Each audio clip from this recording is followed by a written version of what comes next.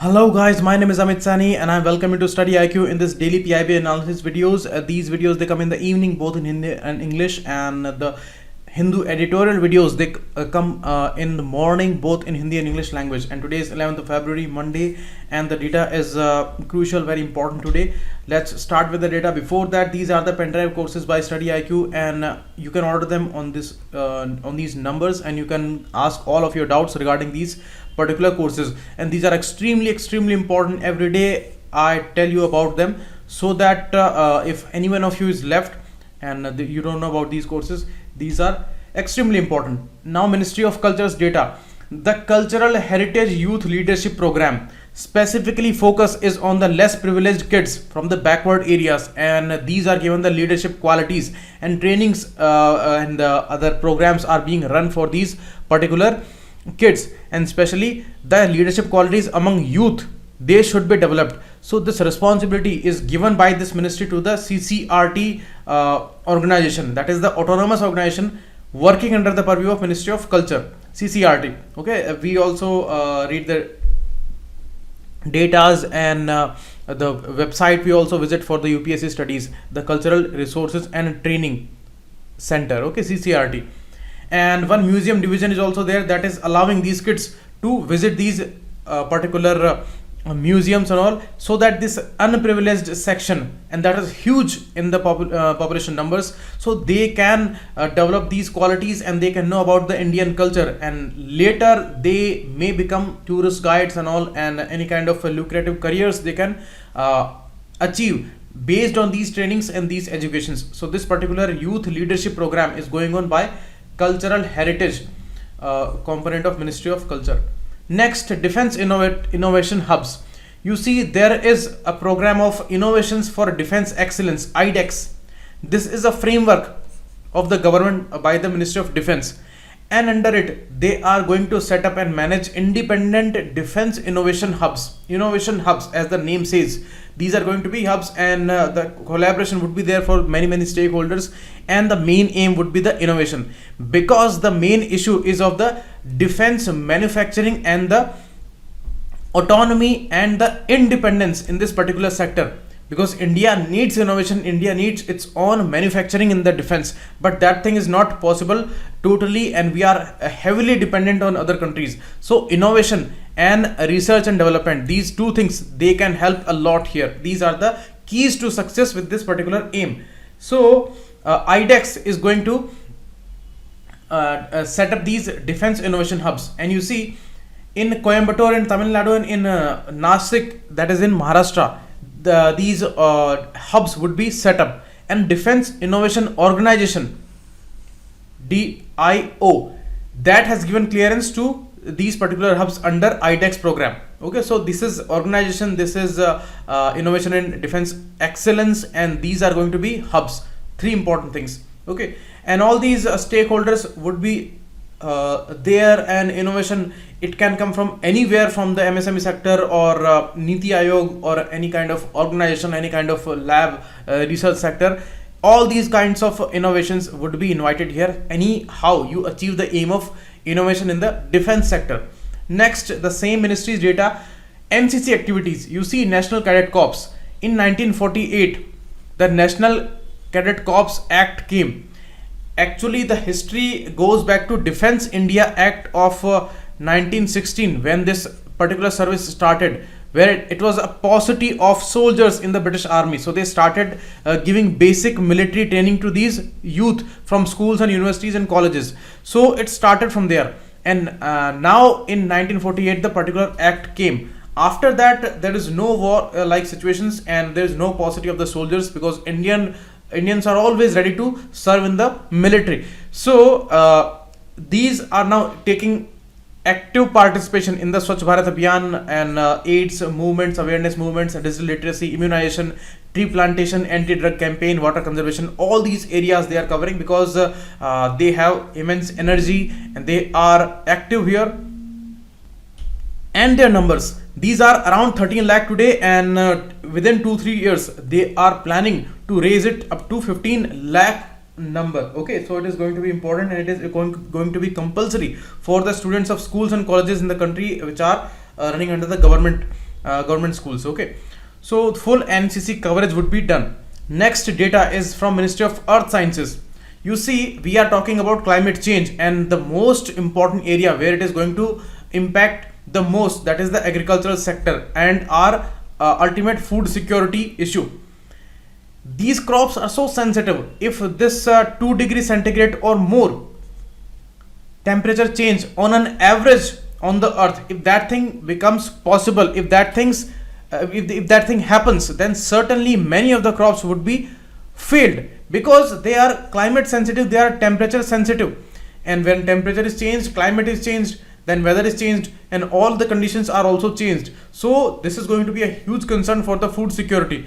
So we are finding new ways, and the organizations like FAO, they are working very hard for this. Anyhow, we develop climate smart agriculture and innovative ways to do this climate smart agriculture. So this symposium is the 3-day international symposium, and ICAR and Indian Agricultural Research Institute, Delhi, and Jawaharlal Nehru University, and the Indian Meteorological Department, they are organizing a particular symposium on this, and the topic is advances in agro-meteorology for managing climate risks for farmers. So it is all about the climate smart agriculture. Okay, so climate risk is the main focus, and anyhow the farmers, they should be supported, because these are going to be under immense stress, and especially the country like India, where maximum number of population is employed in the agriculture, and that is monsoon dependent agriculture, means climate dependent agriculture. If that climate changes heavily, then certainly these farmers would be devastated at first. Okay, so that's important. And all these important points, these are very crucial and upgraded compilation. You can put them into mains answer writing blindly. Next, Ministry of HRD's data. When many of the informations came about the suicides in the Jawaharlal Nehru Navodaya Vidyalayas, Jawahar Navodaya Vidyalayas, and these are run by Navodaya Vidyalaya Samitis. So it became into major highlight this year. Now some additional data are also being released regarding that. You see, 5,000 seats are now added in this particular year, 19 to 20, this year's batch. Additional 5,000 seats are announced now. Okay, so the main issue is that it is run by Navodaya Vidyalaya Samitis, these particular residential schools of Navodaya Vidyalayas. Okay, the way KVS runs the Kendriya Vidyalayas, so NVS runs Navodaya Vidyalayas. And you see, it is the issue of Samagra Shiksha Abhiyan, that is the centrally sponsored scheme, where 3 important schemes which were Sarva Shiksha Abhiyan, Rashtriya Madhyamik Shiksha Abhiyan, and teachers training. These were centrally sponsored schemes, and all these 3 are subsumed under this Samagra Shiksha Abhiyan, that is also a centrally sponsored scheme. Okay, so all these ICT facilities, teacher education, digitization of the schools, libraries, boards, everything is being upgraded under this umbrella scheme of Samagra Shiksha, holistic education. And additionally, some other initiatives are going on. You see, they have made amendments in the Right to Education Act of 2009, where teacher training has become compulsory for all the untrained teachers, and national achievement surveys being done by the NCERT to check the quality of the students of class 3, 5, 8 and 9th. And under Padhe Bharat Badhe Bharat Abhiyan, the libraries are being built so that this habit of reading that can be developed among the students. And Rashtriya Avishkar Abhiyan is regarding the interest raising in science, mathematics, observation, experimentation, and classroom activities. They all should bolster the scientific temper and the research innovation ambience in the schools. And age group of 6 to 18 is targeted under Rashtriya Avishkar Abhiyan, RAA. Okay, it was asked. And Atal Tinkering Labs are the similar things, and they are also fostering curiosity, creativity, and imagination among young minds in the schools. And in many schools, they are established Atal Tinkering Labs. So Atal Tinkering Labs and Rashtriya Avishkar Abhiyan, these two are similar particular schemes, and they are asked in the UPSC examination many times. Next, Ministry of HRD's data. ICHR, Indian Council of Historical Research. Government has reconstituted it for 3 years from 19 to 2022, and composition would be nominated members by Government of India, which are important eminent historians, and 18 historians nominated by Government of India again.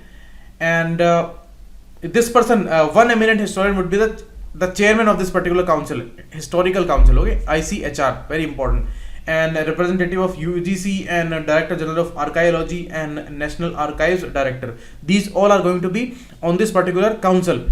And 4 other persons from the government also, one from Ministry of Education, one from Department of Culture, one from Ministry of Finance, and one from Member Secretary. So they may ask you about the constitution of this Indian Council of Historical Research.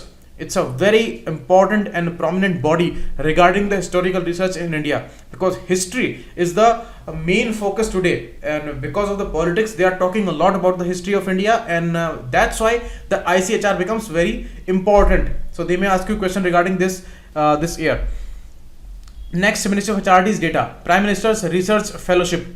You see, they are giving a compilation that what we are doing for the research in India, what kind of fellowships and stipends and all these the monetary supports we are giving to researchers and the students in India. So it's a compilation. One is Prime Minister's Research Fellowship, where students are selected, and these are meritorious students. They are given this much amount, okay. And research parks are being set up under these IITs, IISs, and other important technological institutions. Next, imprint scheme, that was in major highlight. Imprint means impacting research, innovation and technology. Main issue is of the engineering challenges and the technological innovation. The knowledge anyhow should be converted into technological advancement. That is the main aim. And second one is the Uchtar Avishkar Yojana, where manufacturing industry of India, that is the main focus, and according to the needs of this manufacturing sector, this Avishkar Yojana works, okay. Smart India Hackathon, a new age idea where these are happening for the last 3 years.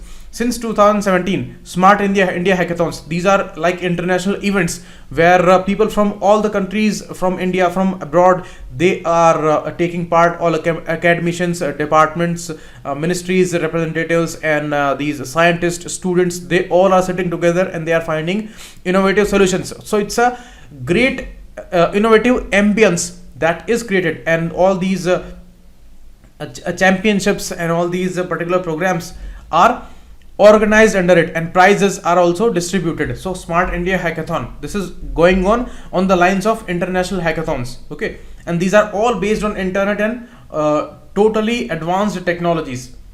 Next, higher education institutes. There, these institutions, innovation councils, they are being established, and in 960 higher educational institutes, these are being set up. So they are boosting this innovation ecosystem within their campuses. That is being done.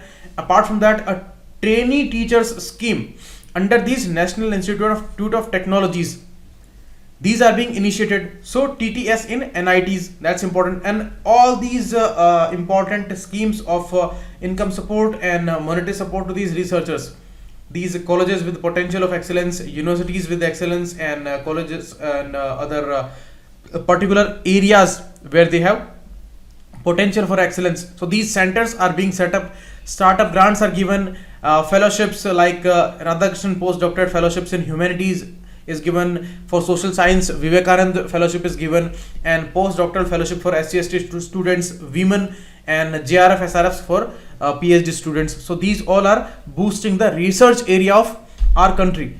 Next, Ministry of Shipping's data. They are developing smart industrial port cities. 2 important areas, one is in Odisha in Paradip port, and one is Kandla, that is Deen Dayal port in Gujarat. So these are going to be built, these are going to be developed as 2 smart industrial port cities.